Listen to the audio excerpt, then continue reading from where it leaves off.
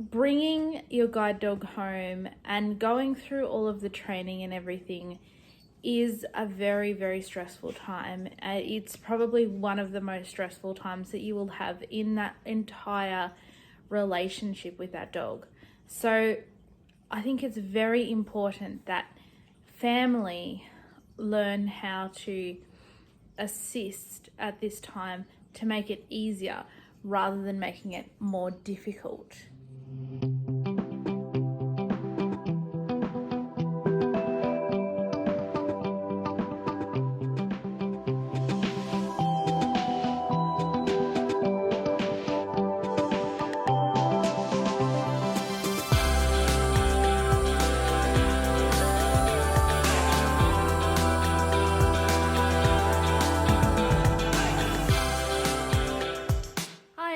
It's Mel here and welcome back to Mel's Blind Life, the YouTube channel all about blindness.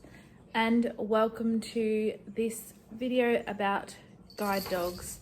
Today I want to talk about some ways that family members can really help to develop the relationship when a new guide dog comes into the home, and some tips on what you should do and what you shouldn't do to help your blind or vision impaired child, partner, sibling, whatever, when they are coming home with their new guide dog.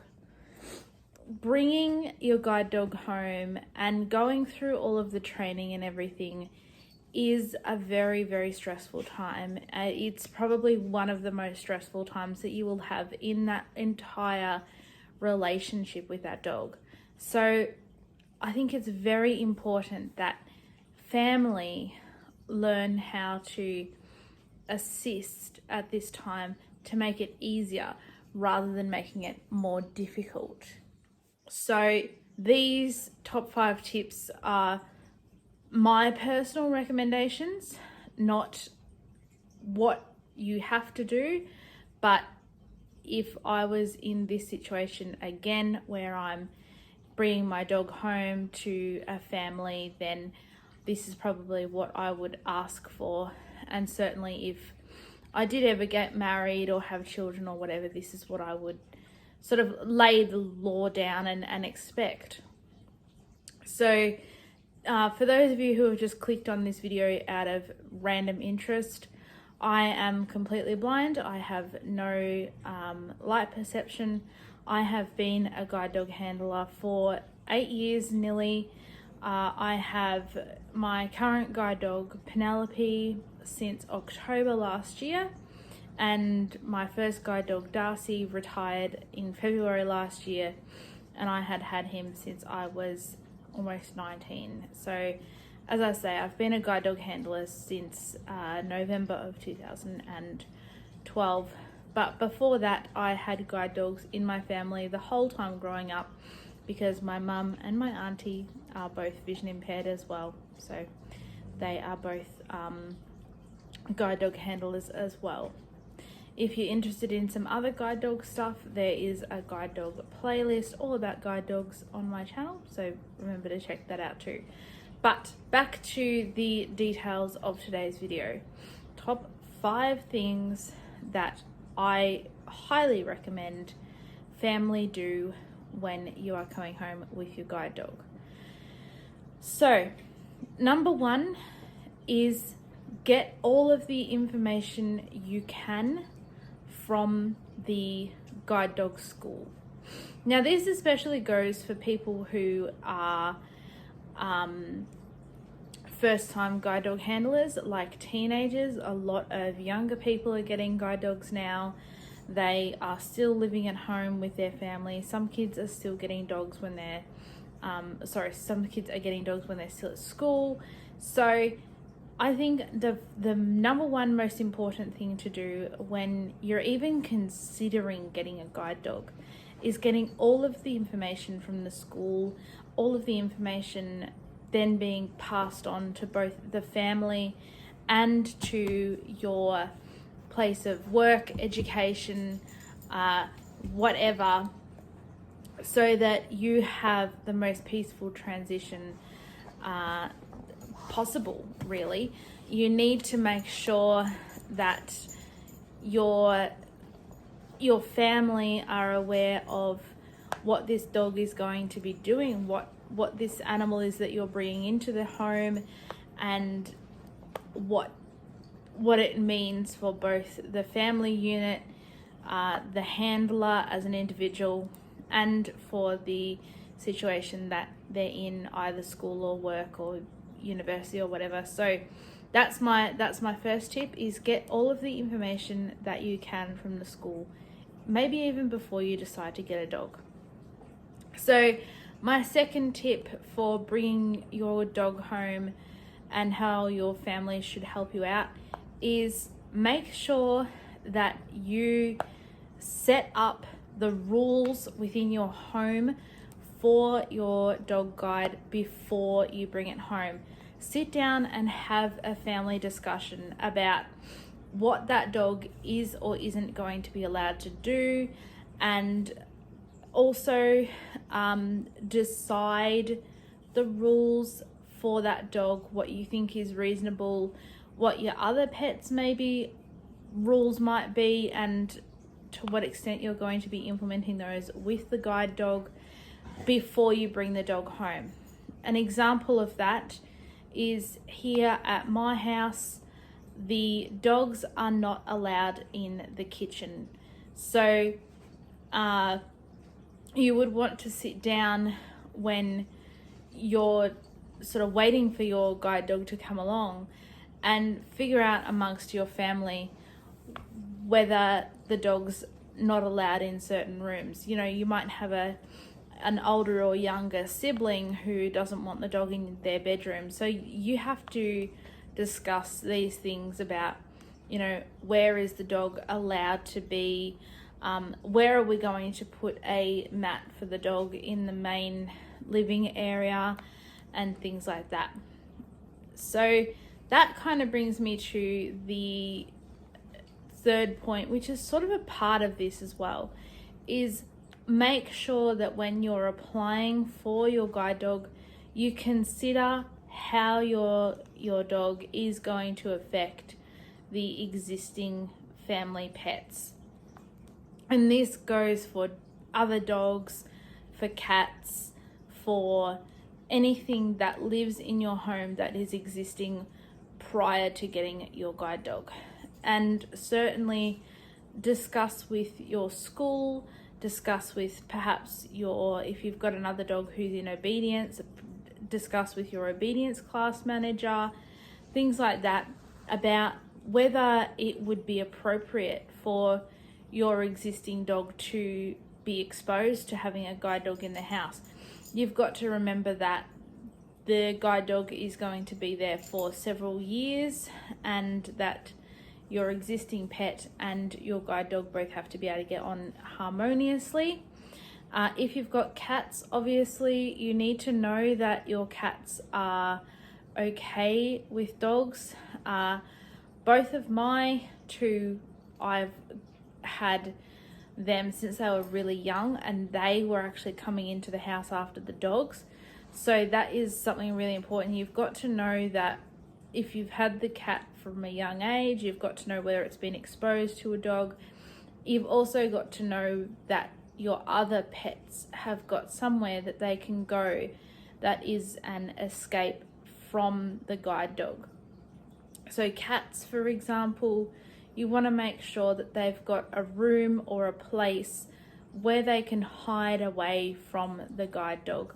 My two cats, Sam and Xanon, both have cat tree tower thing, which is about as tall as me, so they can go up there and hide from the cats up the top there.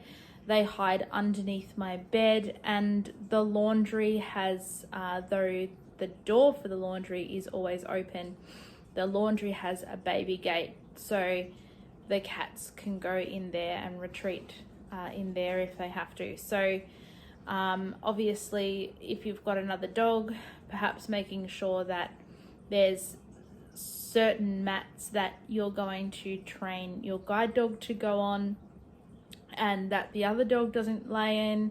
Maybe if your guide dog will be in your room if you're a child, or a sibling or a parent even, maybe don't allow your existing pet dog for the first little while at least into your bedroom where the guide dog will sleep, and just making sure that all of your other pets are set up to have a positive relationship with this dog and everything. Your guide dog instructor will at matching, or at least during matching, will have a look at your other pets and potentially introduce your matched guide dog to your existing pets. We did that with Darcy and Penny. On my matching visit with Penny, I got to do the walk with Penny, and it was during the walk that it was decided that she was going to be matched to me. But before I signed the paper and said absolutely yes, I did make sure that I introduced her to Darcy, just to make sure that there weren't going to be any problems between the two of them. So that's sort of my third thing, is make sure that you don't set your other pets up to fail. And my fourth thing is a massive one, and I've seen it happen so many times, and it does make me a little bit cross and a little bit concerned. And this one is, do not interfere with the guide dog. So it is really, really important in the first 3 to 6 months that the dog and the handler bond. You've got to remember that this dog not only has to trust the handler, but the handler has to trust the dog. This dog doesn't just have to come, sit, lay down, stay, all of the basic obedience things for the person, but it has to see for the person. And the bond and the trust and the relationship that a dog guide and its handler have to have is extremely important. So this is why my number 4 is the most important one to me, is because it's, as I said, don't interfere. If you have the dog come home in the first 48 to 72 hours, that dog is going to be on a leash the whole time.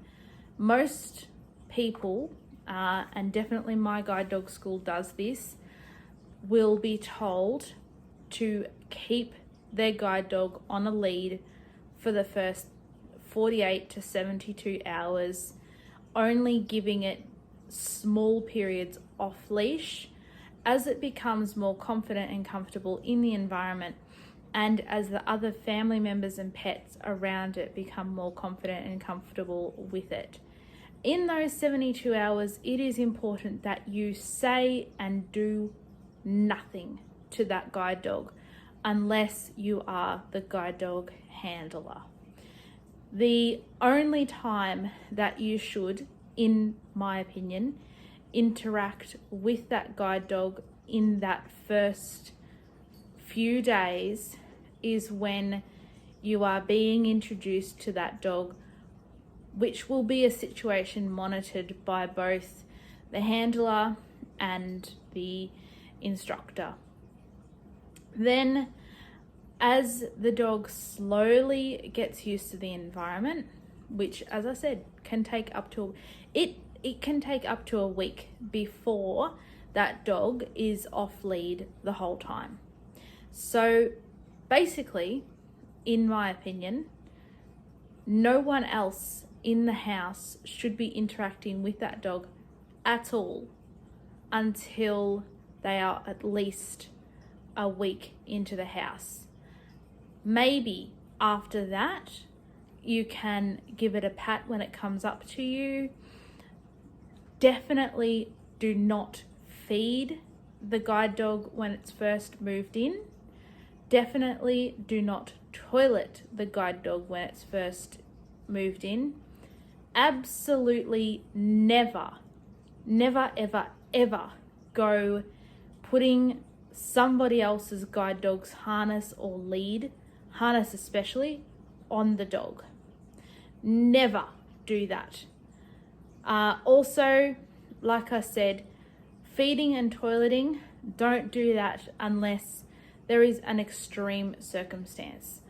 For example, if the handler is actually really sick, should you do something for the guide dog in those first few months. If there is a situation, an emergency situation, where the dog is, I don't know, running away or something like that, then if you see it and the handler doesn't, then by all means, call it back or go catch it, or don't allow the dog to get in danger while you're waiting for the handler to come and give it command. But otherwise, don't give the guide dog any commands, treats, anything to do with its basic care, grooming, anything like that for at least the first month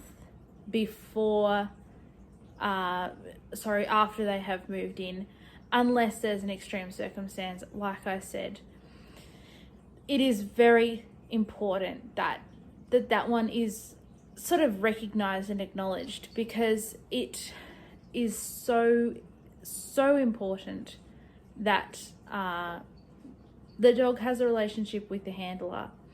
And like I said, not only does this dog have to obey general obedience commands from the blind handler, it also has to be their eyes. And that's a pretty important thing. So you have to be able to bond and trust with one another. And personally, I'm very touchy about people touching my dog and doing things for my dog. I still don't like it even now. I've had Penelope for 9 months or something, and I still don't like people doing things for her. And she isn't the kind of dog who warms to people very quickly either. With Darcy, I had to be even more particular about who touched Darcy and who did what with Darcy when, because he's the type of dog who bonds with literally everyone, but luckily Penelope isn't. So that is my number 4 thing, is don't interact with the guide dog unless there's an extreme circumstance for at least the first month of it being home.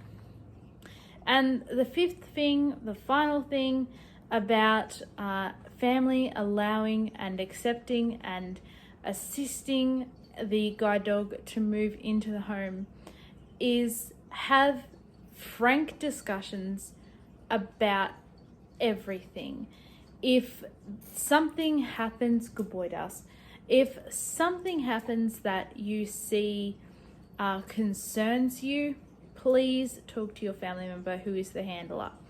If the handler of the guide dog has not toileted the dog, fed the dog, groomed the dog, something like that, please remember that while you're not interfering by doing it yourself, you are helping the handler. Now, like I said, it's a very, very stressful time getting your new guide dog, and it's also extremely tiring, but it is still very important that you, the handler, look after that dog to the nth degree in the first few months. But it's equally as important to have the support of your friends and family. So, like I said, if you, family members, feel that the dog isn't being groomed enough, by all means, maybe suggest that. But also, don't just pick on the way that they're handling the dog. Also give them positive praise and things like that. It means a lot when you're first training with your new dog, after a couple of weeks, to get positive feedback, even if it's so much as to say they are doing really well and they're being really quiet during dinner time, for example. It means a lot to the handler, especially someone who isn't experienced, to have that support of their family member around when they're getting the guide dog. So have frank discussions about things and give plenty of support to your family member. It is like having a baby. These dogs are our work colleagues, our pets, our partners. They are so many things, but sometimes they are also like our babies.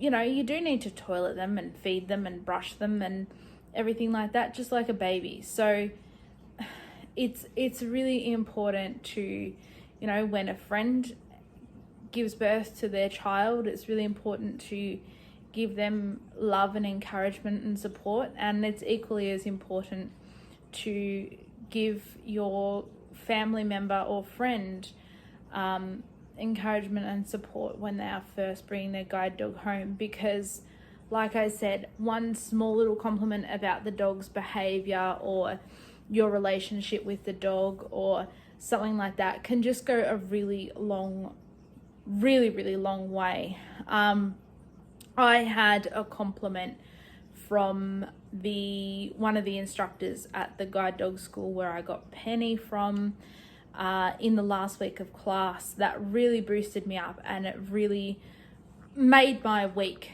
because I was really starting to struggle and I was exhausted, and it was just really great to have someone give a positive compliment to me about my dog. So be honest with your family member or friend if you've got any concerns, but also lift them up and help them feel good about what's going on in their relationship with that dog. So they are the top 5 tips from me about how family and friends can help when you bring your new guide dog home. I hope that this has helped with any situations that any of you guys are in at the moment. I know there's a few of you out there who are looking at getting guide dogs or who are on the waiting list, that this may have been helpful to. So I hope it has been, and I hope that you have maybe learned something about guide dogs if you're not a guide dog person. And I also hope that you have enjoyed this video. As I said in an Instagram and Facebook post yesterday, I'm really sorry that I didn't do any videos last week. The last time you saw me was Monday, so a week ago almost. But I have been really sick this week. I had a migraine, really bad, like super bad. So I'm going to do a story time about my migraines and explaining what happens with that, probably either tomorrow or Thursday. So thank you all for watching this video. I hope you guys learned something, enjoyed it, everything like that. Please let me know in the comments down below if you've got any questions you'd like to know about guide dogs, but also check out my All About Guide Dog playlist and leave a thumbs up. Remember to subscribe to the channel if you haven't already. And if you're one of the 327 subscribers who are already here, I love you guys all. And thank you all so much for subscribing and following and supporting and all of that stuff. So thank you all for watching, and we'll see you next time. Bye bye.